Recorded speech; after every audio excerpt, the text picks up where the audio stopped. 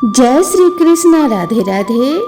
नमस्कार दोस्तों, आप सभी को कामदा एकादशी व्रत की हार्दिक शुभकामनाएं। कामदा एकादशी का व्रत सिर्फ उपवास नहीं बल्कि सच्चे प्रेम, त्याग और विश्वास का प्रतीक है। जो इस व्रत को श्रद्धा और नियम से करता है उसके जीवन से सभी प्रकार के दोष दूर हो जाते हैं और अपार पुण्य की प्राप्ति होती है। प्राचीन समय की बात है जब धर्मराज युधिष्ठिर को धर्म और मोक्ष का गहरा ज्ञान प्राप्त करना था, तब उन्होंने स्वयं भगवान श्री कृष्ण से प्रश्न किया कि हे केशव, कृपया करके मुझे बताइए कि चैत्र शुक्ल एकादशी का क्या नाम है और इसका क्या महत्व है। यह व्रत किस प्रकार के पापों का नाश करता है। श्री कृष्ण युधिष्ठिर की बात सुनकर मुस्कुराए। उनकी आंखों में करुणा और ज्ञान का तेज एक साथ था। उन्होंने कहा कि हे धर्मराज युधिष्ठिर, ध्यान से सुनो। मैं तुम्हें कामदा एकादशी की वह प्राचीन कथा सुनाता हूँ जो स्वयं ब्रह्मा जी ने नारद मुनि को सुनाई थी। यह कथा न केवल पापों का नाश करती है बल्कि प्रेम, त्याग और सच्ची भक्ति का अद्भुत उदाहरण है। जय श्री हरि विष्णु भक्तों, एकादशी माता कोई साधारण तिथि नहीं, वह धर्म की सजीव शक्ति है। जो भी मनुष्य श्रद्धा से इस दिन व्रत करता है वह पापों से मुक्त होता है और उससे भोग भी मिलता है और मोक्ष भी। एकादशी केवल अन्न त्याग का व्रत नहीं, यह काम, क्रोध, लोभ जैसे आंतरिक दोषों के त्याग का पर्व है। और जो इस दिन भगवान विष्णु का स्मरण करता है वह जीवन में कभी अकेला नहीं रहता।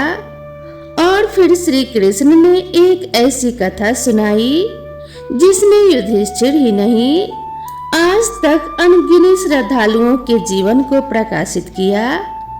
प्राचीन समय की बात है जब रतनपुर नाम का एक भव्य नगर था। वहां के राजा का नाम था पुंडरीक। राजा बहुत न्यायप्रिय था। यह नगर देवताओं और गंधर्वों की नगरी थी जहां चारों ओर राग, रंग, संगीत और सौंदर्य का साम्राज्य था। उस नगर में गंधर्व, अप्सराएं, नाग और किन्नर अपनी कलाओं से वातावरण को सजीव बनाए रखते थे। इसी नगरी में ललित नामक एक गंधर्व अपनी मधुर गायकी से सबको मोहित कर लेता था। ललित जो स्वर्ग में भी अपने संगीत के लिए प्रसिद्ध था, उसका स्वर इतना मधुर था कि जब वह गाता तो वृक्ष भी झूमने लगते थे और पशु पक्षी भी मंत्रमुग्ध हो जाते थे। उसकी पत्नी ललिता एक अप्सरा थी। वह अत्यंत रूपवती, अपने पति से अत्यधिक प्रेम करने वाली थी। दोनों पति पत्नी का प्रेम अद्भुत था। वे एक दूसरे से पल भर भी दूर नहीं रह सकते थे।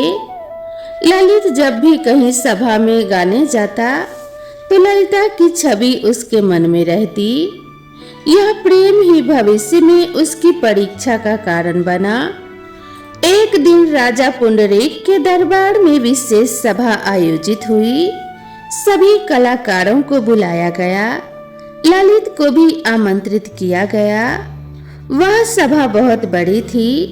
रतनपुर के राजा पुंडरीक के दरबार में ललित संगीत प्रस्तुत कर रहा था। किन्नर गा रहे थे और अप्सराएं नृत्य कर रही थी, पर ललित का मन भी वहां नहीं था। उसका मन केवल अपनी पत्नी ललिता की ओर था जो घर पर अस्वस्थ थी। जब ललित मंच पर गान प्रस्तुत करने गया तो उसका ध्यान पूरी तरह भटका हुआ था। उसका स्वर बिखर गया, लय टूट गई, भाव नदारद थे। यह देखकर दरबार में उपस्थित एक ऋषि क्रोधित हो उठे। उन्होंने कहा, तू सभा की मर्यादा भूल गया है। गंधर्व होकर भी स्वर का अपमान करता है। यह गर्व नहीं पाप है। मैं तुझे श्राप देता हूँ कि तू अब राक्षस योनि में जन्म ले। और क्षण भर में ललित का सुंदर शरीर विकराल राक्षस के रूप में बदल गया। उसके लंबे नाखून, भयानक दांत और विकराल आंखें देखकर पूरी सभा भयभीत हो गई। जब ललिता को यह समाचार मिला तो वह सब कुछ छोड़ दौड़ी दौड़ी चली आई, लेकिन उसने राक्षस बने अपने पति को देखकर भी घृणा नहीं की। वह बोली, आप जैसे भी हो मेरे पति हैं, मैं आपका साथ कभी नहीं छोड़ूंगी। उसने ललित का हाथ थामा और दोनों नगर छोड़कर वन में रहने लगे। वन का जीवन कठिन था, भोजन वस्त्र नहीं और राक्षस रूप में ललित को समाज भी नहीं अपनाता था। फिर भी ललिता हर दिन भगवान से प्रार्थना करती, व्रत करती, तपस्या करती और एक ही प्रार्थना करती कि हे प्रभु, मेरे पति को उनके पूर्व रूप में लौटा दो। एक दिन वह एक पवित्र नदी के तट पर प्रार्थना कर रही थी। तभी वहां एक दिव्य तेजस्वी ब्राह्मण संत आए। उन्होंने ललिता को रोते हुए देखा और पूछा कि हे सती, तुम इस भयानक राक्षस के साथ इस निर्जन वन में क्या कर रही हो? ललिता ने विनम्रता से कहा कि हे ब्राह्मण देव, यह राक्षस मेरे पति हैं। पूर्व में गंधर्व थे, पर एक ऋषि के श्राप से राक्षस बन गए। मैं इन्हें फिर से पूर्व रूप में देखना चाहती हूँ। ललिता की बात सुनकर संत मुस्कुराए और बोले, पुत्री, तुम्हारी भक्ति महान है।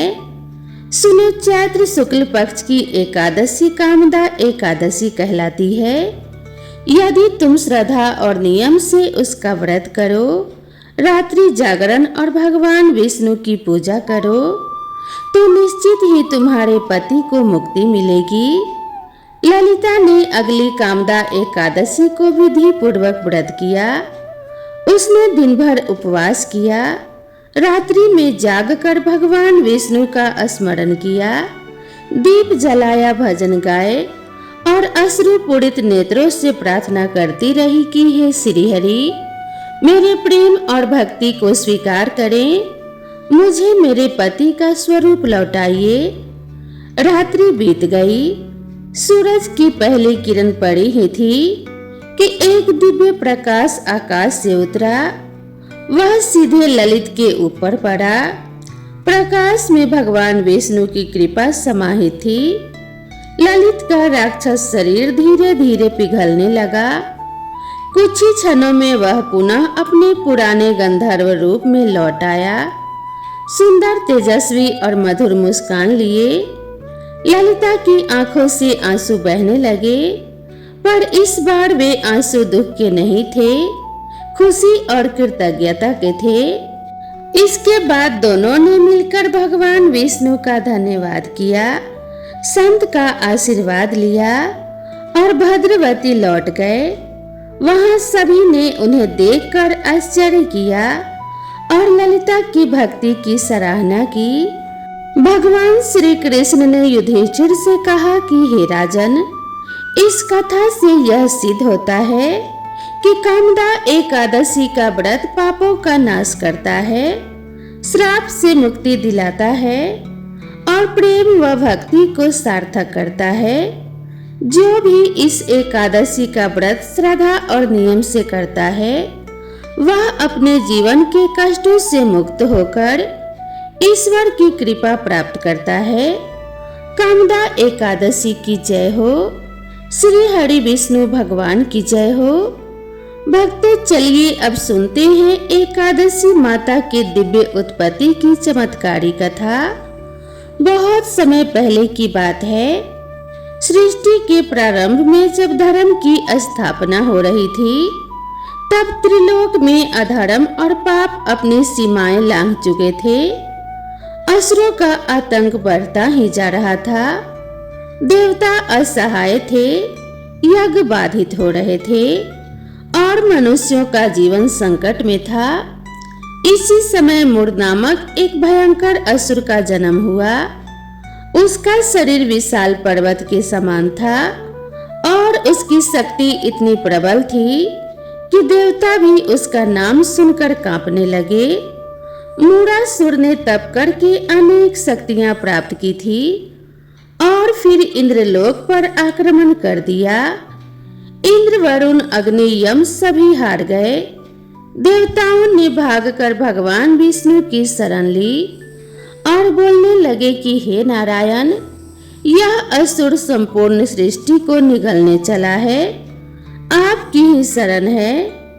भगवान विष्णु ने मूढ़ासुर का अंत करने का निश्चय किया और अपनी दिव्य गदा लेकर युद्ध भूमि की ओर बढ़े। भगवान विष्णु और मूढ़ासुर में भीषण युद्ध छिड़ गया।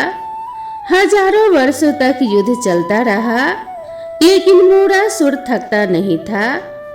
अंततः भगवान विष्णु हिमालय की एक गुफा में विश्राम करने लगे। उन्होंने अपने दिव्य तेज से एक दिव्य योग निद्रा धारण की। तभी मूढ़ासुर वहां आ पहुंचा। वह मन में सोचने लगा कि अब विष्णु भी थक गए, यही मौका है। वह गुफा में प्रवेश कर भगवान पर आक्रमण करने ही वाला था कि तभी एक चमत्कार हुआ। जैसे ही मूढ़ासुर ने गदा उठाई, भगवान विष्णु के शरीर से एक दिव्य ज्योति निकली। वह ज्योति एक तेजस्वी कन्या के रूप में प्रकट हुई। उस कन्या की आंखें अग्नि शिखा के समान थी। उसके चारों हाथों में शंख, चक्र, गदा और पद्म थे। वह बोली कि रे अधर्मी, तू मेरे स्वामी को हानि नहीं पहुंचा सकता। कन्या की बात सुनकर मूढ़ासुर हंसा और बोला कि तू तो एक स्त्री है, तू एक स्त्री होकर मुझे क्या रोकेगी। मूढ़ासुर की बात सुनकर कन्या गर्जी और बोली, मैं कोई साधारण स्त्री नहीं हूँ, मैं स्वयं धर्म की शक्ति हूँ। मैं एकादशी हूँ। एक भीषण युद्ध हुआ और अंततः एकादशी माता ने मूढ़ासुर का संहार कर दिया। जब भगवान विष्णु योग निद्रा से जागे और यह सब देखा तो प्रसन्न होकर बोले कि हे देवी, तुमने संपूर्ण सृष्टि की रक्षा की है। आज से तुम्हारा नाम एकादशी होगा और जो भी तुम्हारे इस दिन उपवास करेगा और व्रत करेगा, वह समस्त पापों से मुक्त होगा और मुझे शीघ्र ही प्राप्त करेगा। देवताओं ने आकाश से पुष्प की वर्षा की और सभी लोकों में एकादशी व्रत की महिमा गूंजने लगी। तो चलिए अब एकादशी व्रत की तीसरी कथा का श्रवण करते हैं। पृथ्वी पर एक भक्त की ऐसी कहानी जो एकादशी व्रत से जुड़ी हुई है। राजा धर्मसेन की पुत्री की एक और कथा है जो धरती पर घटित हुई है। यह कथा राजा धर्मसेन की है जो अपने राज्य में अत्यंत धर्मात्मा और न्यायप्रिय थे, परंतु उनकी एकमात्र पुत्री रत्नावली अत्यधिक रुग्ण थी। उसका शरीर दुर्बल था और किसी भी वैद्य की औषधि का उस पर कोई असर नहीं होता था। राजा इस बात से बहुत दुखी थे। एक दिन एक संत उनके राज्य में आए और उन्होंने कहा कि हे राजन, यह कन्या पूर्व जन्म के पापों का फल भोग रही है। इसे एकादशी व्रत करना चाहिए, केवल उसी से इसका उद्धार संभव है। राजा ने जैसे ही यह सुना, रत्नावली ने बाल्य अवस्था में ही निर्जल एकादशी का व्रत किया। व्रत के दिन वह सारा दिन भगवान विष्णु का ध्यान करती रही, रात में जागरण किया और अगले दिन पारण व भजन गाती रही। अगले ही दिन चमत्कार हुआ, उसकी देह तेजस्वी हो गई, उसकी सारी बीमारियां दूर हो गई और वह दीप्तमान हो उठी। राजा ने देखा और उनकी आंखों में अश्रु आ गए। उन्होंने राज्य भर में एकादशी महोत्सव मनाया और तब से यह परंपरा चल पड़ी। श्री विष्णवे नमः। एकादशी माता की जय हो। भगवान श्री कृष्ण और राधा रानी की जय हो। तो प्रेम से बोलिए श्री विष्णु भगवान की जय, माता लक्ष्मी की जय। भगवान श्री विष्णु और माता लक्ष्मी की कृपा से सभी भक्तों का कल्याण हो, उनके जीवन में कभी कोई संकट ना आए और हर संकट से उनकी और उनके परिवार की सदैव रक्षा हो। इसी कामना के साथ आप सभी से विदा लेते हैं। मिलते हैं नेक्स्ट वीडियो में नई कथा और नई कहानी के साथ। तब तक के लिए राधे राधे।